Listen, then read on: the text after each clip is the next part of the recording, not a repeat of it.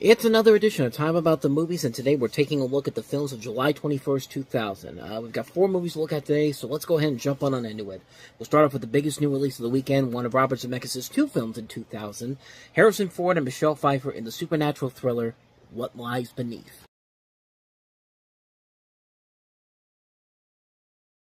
Michelle Pfeiffer is legitimately terrifying in this movie. I mean, you can tell she's putting her all into this performance where she has to play not only herself, but this whole other person altogether, and just moments like that, it makes the movie worth it in the end. Not to say the movie is bad, per se. There are a lot of things about it that I do think really do work in the end. One is Michelle Pfeiffer. I think her and her chemistry with Harrison Ford works fine enough as it is. Harrison Ford, I think, does a pretty good job in here as well. It's interesting to see Robert Zemeckis take a different turn here. He's not relying heavily on too much CG effects overall here. The mystery aspect overall isn't really that amazing or anything like that, but what it builds up to with that performance that she gives and all the stuff that leads up to this, it does make it worth it in the end. I think the performances overall are well done. I had no idea this was actually written by Coulson from the Marvel Cinematic, from the MCU, Agents of S.H.I.E.L.D. Clark Gregg wrote the script for this. I don't think he's ever written anything else after this. I could be wrong on that, but in fact, I'm probably pretty sure that I'm wrong on that, but well, no, he actually wrote and directed one of my favorite underrated films from later in the decade, Choke, which is a really good film, based off of the story from the guy that wrote Fight Club, but we'll save that for later on down the road here. Great movie, by the way. But here, this is a film that really is not the greatest overall, except for when it's Michelle Pfeiffer giving this really tense, chilling, terrifying performance. It just really elevates this to a whole nother level, and I think it does it, and I think part of that is why I get so invested into it. The mystery aspect is not that interesting overall, but it is still really tense and exciting to watch. Like, you really have no idea what's going to happen next. Like, you have no idea where this is going to transpire to when it's all said and done. When it does, it kind of falls flat a little bit when it's all said and done, but when it works really well, and I think it is a very strong, well-made film, and it really is benefiting from the fact that Michelle Pfeiffer is putting her all into it. Like I said, Harrison Ford's not bad in here either, but man, she's really good in this movie. She's the reason why you need to check this movie out. It's definitely worth it for her. You'll find a lot of other elements to it that work very well as well. It's a really solid film. It's definitely not the better of the 2 Robert Zemeckis films that came out in 2000. We'll get to that when we get to the end of the year with Castaway, but What Lies Beneath works well for what it is, so let's move on to the next movie, and that is Pokemon, the movie 2000.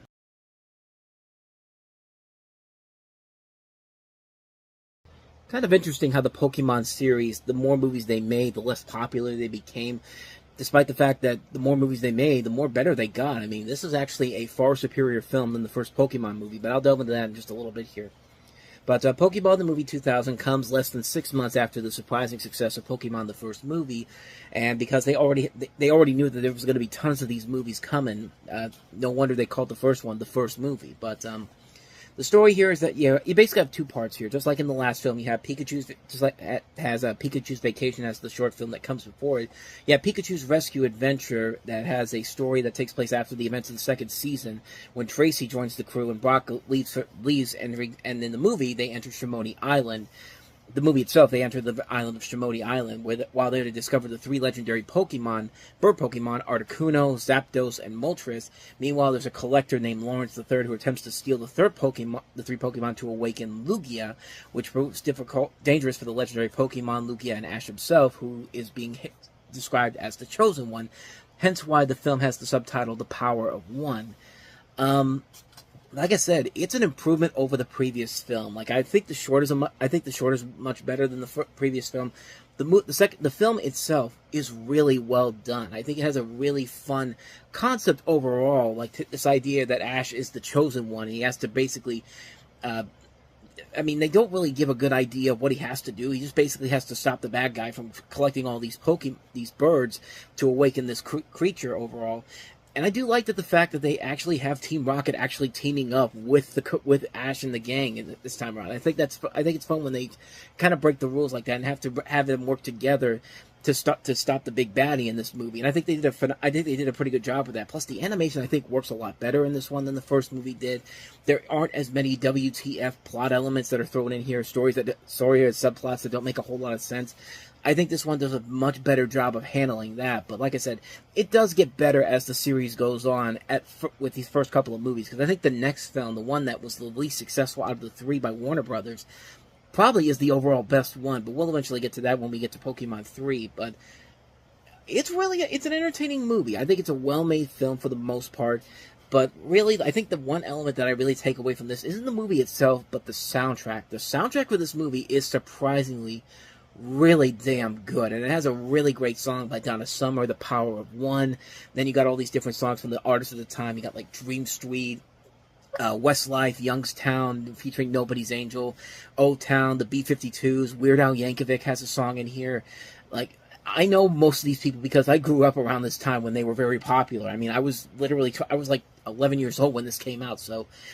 And I watched Kids WB a lot too. I was a fan of Pokemon when this came out, and fittingly, once I joined the Pokemon phenomenon, that's when it started to take the nosedive. I mean, I don't know, but the soundtrack is really good. Like, the Power of One song is one you can still listen to this very day. It's a really damn good song that still holds up after all these years. It's really one of the best Donna Summer songs overall.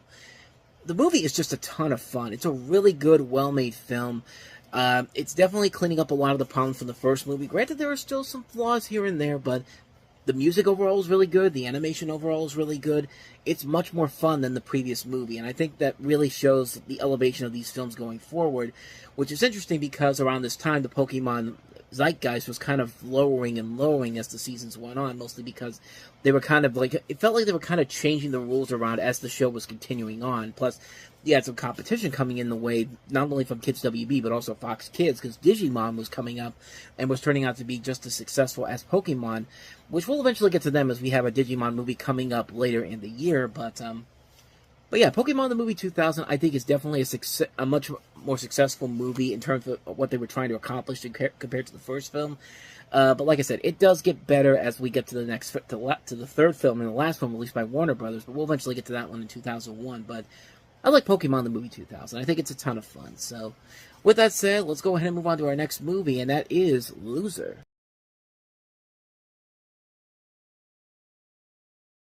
Loser. This is actually Amy Heckerling's first film after the success of Clueless, and it's actually a remake of Woody Allen's The Apartment, where you have a story where you have a fish-out-of-water college student played by Jason Biggs who falls for a classmate played by Mina Suvari.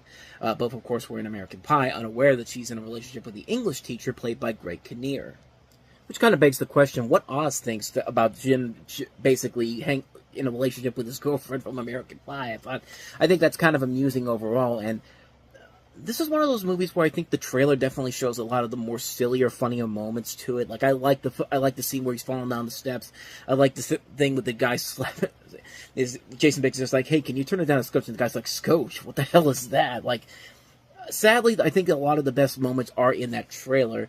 And this movie, I think, perfectly fits what Jason Biggs' characters were, what you expect from a Jason Biggs character, and it's something like Boys and Girls that we talked about earlier in the year, which felt like he was miscast in here. I thought the chemistry overall between Biggs and Savari worked pretty well, but then again, these are the two people that worked on American Pie. Even though they didn't share a ton of scenes together, if any, you could still buy into their chemistry overall here. Plus, Greg Kinnear, I think, is very good. But as far as the movie itself goes, it's pretty lackluster. It doesn't really do anything that unique or that different overall to make it really stand out as something really good. And for Amy Heckerling, who's coming off of Clueless after this one, you really think you would expect a little bit more from that. But she made the point that this was originally supposed to be intended more to be an R-rated comedy, which I think probably would have benefited this movie better. But Sony wanted PG-13 rating on it because apparently they think that R-rated comedies don't do well in the summer. I mean, it's not like American Pie was one of the biggest hits from last year, even though that was exactly rated R2. But I digress. But other than that, though, it really wasn't as good as I think many people wanted it to be. I think there were elements where you could definitely see it working. You could definitely see where they were almost getting close to making it work, you know. Like I said, the chemistry between the two leads is really good. Greg Kinnear is very funny in here. But other than that, though, everything else about it has kind of been there, done that. And you kind of expect a little bit more from that, especially with the talents they have on board here. But like I said, a lot of the really good moments in the film are in that trailer I just showed you. But other than that, though, it's pretty forgettable. It's just not worth it in the end, really. I can't really say avoid it like the plague, because there are little moments there where it almost works, but I can't really say it's anything great either. If you really don't have anything else to watch, I'd say watch it once, and then you'll probably forget about it almost immediately after you watch it. I know I did, but I digress. Let's move on to our last movie we have here. Easily the worst movie of the week, and that is The In Crowd.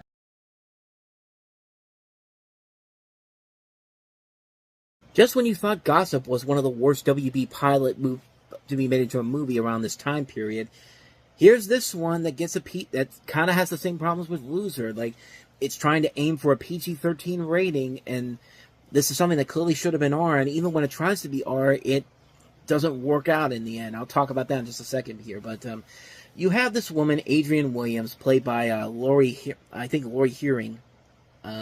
She enters the In Crowd when she is hired by a posh East Coast country club and befriended by Brittany Foster, played by Susan Ward, the charismatic leader of a clique of wealthy college students who are home for the summer. Brittany takes Adrienne under her wing, attempts to show her the benefits of the good life, and introduces her to one of the members of the inner circle, including the object of Brittany's affection, tennis pro Matt Curtis, played by Matthew Steele. Probably don't even know who he is, but when Matt shows an interest in Adrienne, Brittany begins to reveal her dark side, and Adrienne slowly starts to learn that Brittany and her pack of friends will do anything to protect their circle and the dark secrets they harbor. Did I mention that this woman, that Adrienne, is actually a mentally disturbed young woman who was just coming out of a psyche ward? Yeah, this is one of the stupidest things ever. This is one of the stupidest movies you will ever see. It's not funny. It's not thrilling. It's not engaging. It tries to be this guilty pleasure type of a film, and it can't even work that way because it just fails on so many levels. This is a film that I have no idea what the hell they were trying to accomplish with this. Like I said, it feels like a bad WB pilot mixed in with somebody that said, hey, this movie Wild Things was a success because we had a lesbian scene with Neve Campbell and Denise Richards. We need to have this in that movie, and yeah. They took that out. No joke. The film was originally supposed to be rated R because of a scene where you have the two people in here, Brittany and Henry. Was trimmed down for a PG-13 release, but in the original R-rated version, Brittany removes her dress while the breasts are revealed. Then her dress was taken down to as low as her thighs. In the PG-13 version, it's not extended beyond the exposure of Brittany's breast, but a kiss between the two girls in here, like I said, because, Wild Things just came out, and that's what we have to do here, was also trimmed for the film to receive a PG-13 rating. But why? Why did they need to sell this as a PG-13 movie? What about this concept is worthy of a PG-13? It fails on so many levels. It's trying to be a guilty pleasure campy movie, and it can't even do that correctly. It's a mess, and it really hurts when you consider that this is the same director that gave us Pet Sematary. Is almost over 10 years ago. It's just what a fall from grace this woman has. I mean, this woman made Pet Sematary and Pet Sematary 2, which are way better films compared to this. But, the first Pet Sematary is a fun, guilty pleasure movie, and the second one is also kind of fun, too. But this is just crap. Plain and simple. This is one I will tell you, avoid it like the plague. The In Crowd. Just stay out of it, man. Just stay out of it. And so with that said, we wrap up another edition of Time About the Movies. We'll wrap July up on the next episode with 2 movies, including the sequel to The Nutty Professor, Eddie Murphy returning in Nutty Professor 2, The Clumps. And we also have Thomas and the Magic Railroad with Alec Baldwin, Peter Fonda, and Mara Wilson, and of course, Thomas the Tank Engine. So we'll take a look at those 2 movies next time. But until then, thank you so much for watching, and if you want to see more videos like this, please hit the playlist on the next page, check out the previous episode, and also don't forget to hit the like and subscribe button if you want to see more videos like this on this channel. So with that said, I am off. I will see you guys next time, and until then, as always, take care.